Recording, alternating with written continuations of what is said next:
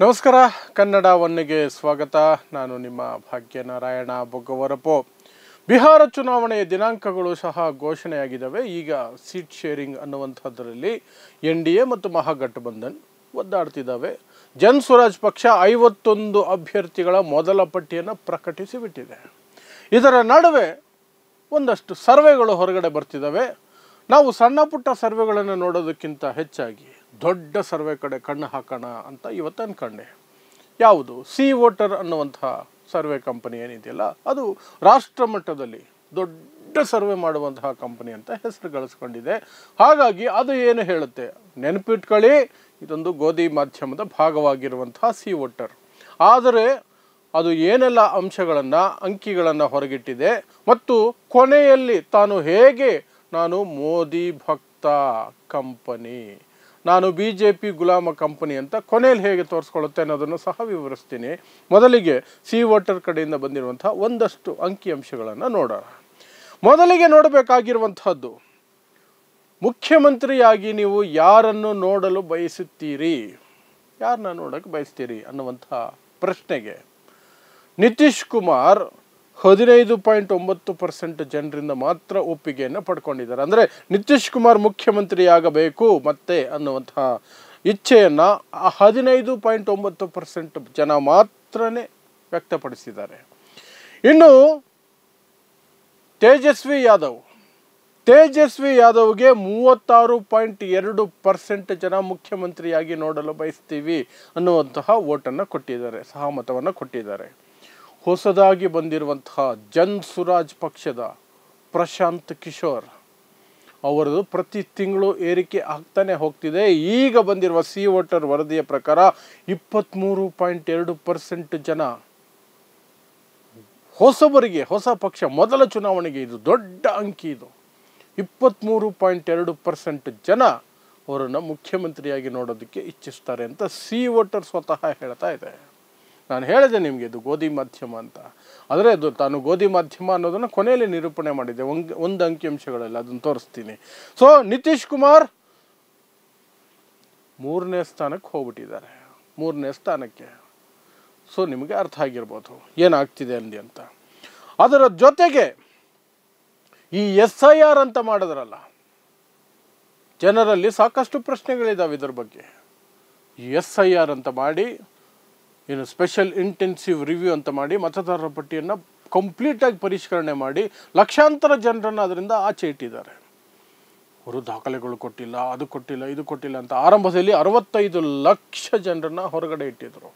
ಆ ನಂತರ ಸುಪ್ರೀಂ ಕೋರ್ಟ್ಗೆ ಸಾಕಷ್ಟು ಜನ ಹೋದರು. ಯಾರು ಸತ್ತು ಹೋಗಿದ್ದಾರೆ ಅಂತ ಹೆಸರುಗಳನ್ನ ಕಿತ್ತಾಕಿದಾರೋ ಆ ಜನರನ್ನೆಲ್ಲ ಸುಪ್ರೀಂ ಕೋರ್ಟ್ ಮುಂದೆ ನಿಲ್ಲಿಸಿದ್ರು. ಸುಪ್ರೀಂ ಕೋರ್ಟ್ ಬೆಚ್ಚಿ ಬಿದ್ದು ಆದೇಶ ಕೊಡ್ತು, ಆಧಾರ್ನ ಪರಿಗಣಿಸ್ರಿ ಅಂತ. ಚುನಾವಣಾ ಆಯೋಗ ಆಧಾರ್ ಪರಿಗಣಿಸಲ್ಲ ಅಂತ ಈ ಹಿಂದೆ ಹೇಳ್ಕೊಂಡಿತ್ತು. ಆಧಾರ್ ಪರಿಗಣಿಸಿ ಅಂತ ಮೊದಲಿಗೆ ಸುಪ್ರೀಂ ಕೋರ್ಟ್ ಸಲಹೆ ರೂಪದಲ್ಲಿ ಕೊಟ್ಟರು. ಆ ಸಲಹೆನ ಸ್ವೀಕರಿಸಲಿಲ್ಲ ಚುನಾವಣಾ ಆಯೋಗ. ಆದರೆ ಕೊನೆಗೆ ಸುಪ್ರೀಂ ಕೋರ್ಟ್ ಅದನ್ನು ಆದೇಶದ ರೂಪದಲ್ಲಿ ಕೊಟ್ಟ ನಂತರ ಅದಕ್ಕೆ ವಿಧಿ ಇಲ್ಲದೆ ಒಂದಷ್ಟು ಅಕ್ಸೆಪ್ಟೆನ್ಸು ಮಾಡ್ಕೊಂಡಿದೆ. ಆ ನಂತರ 65 ಲಕ್ಷ ಇರುವಂತಹದ್ದು 11 ಲಕ್ಷಕ್ಕೆ ಬಂದು ನಿಂತಿದೆ ಈಗ. ಸೊ ಈ SIR ಇಂದ ಯಾರಿಗೆ ಲಾಭ ಅನ್ನುವಂತಹ ಪ್ರಶ್ನೆಯನ್ನು ಸಿ ವೋಟರ್ ಕೇಳಿದೆ ಜನರಲ್ಲಿ, ಯಾರಿಗೆ ಲಾಭ ಅಂತ.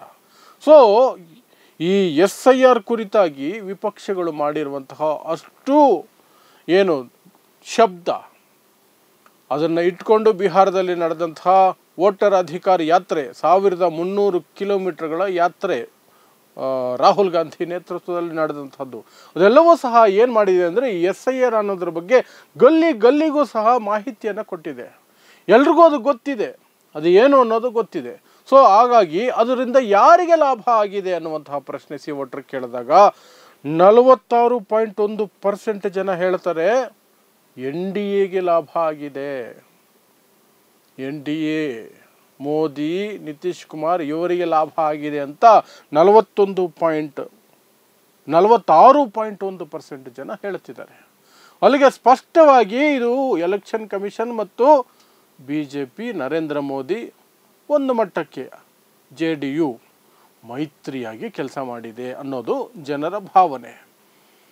ಜನರ ಭಾವನೆ ಓಟುಗಳನ್ನು ತಮ್ಮ ಕಡೆಗೆ ಸೆಳ್ಕೊಳ್ಳೋದಕ್ಕೆ ಏನೆಲ್ಲ ಮಾಡ್ಬೋದು ತಂತ್ರಗಾರಿಕೆ, ಆ ತಂತ್ರಗಾರಿಕೆಯ ಭಾಗವಾಗಿ SIR ಮಾಡಿದ್ದಾರೆ ಅನ್ನೋದು ಜನರ ಭಾವನೆ. ಹಾಗಾಗಿ 46.1% ಜನ ಹೇಳ್ತಿದ್ದಾರೆ ಇದು NDAಗೆ ಲಾಭ ಮಾಡಿಕೊಡುತ್ತೆ ಅಂತ.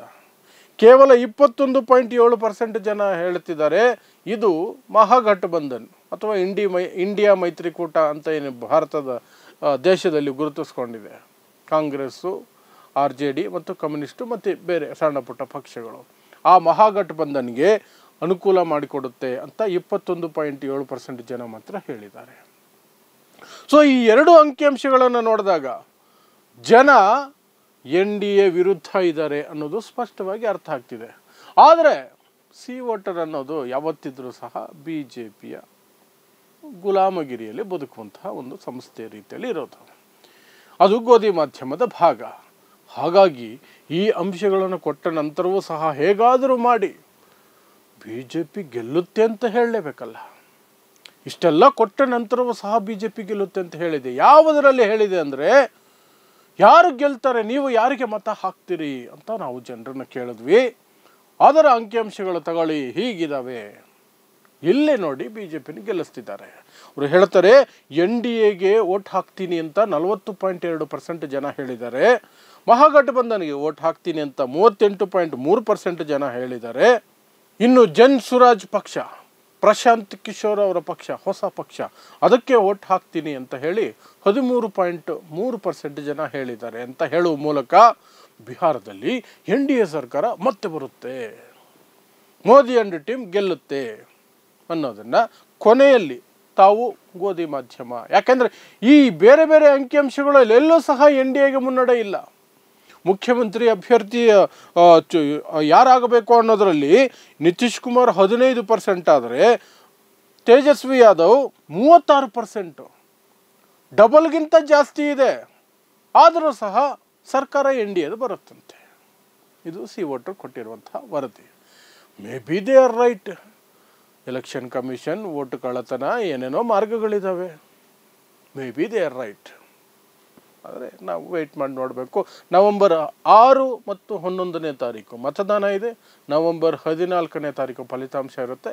ನವೆಂಬರ್ 14ನೇ ತಾರೀಕು ನಮಗೆಲ್ಲ ಸ್ಪಷ್ಟ ಆಗುತ್ತೆ.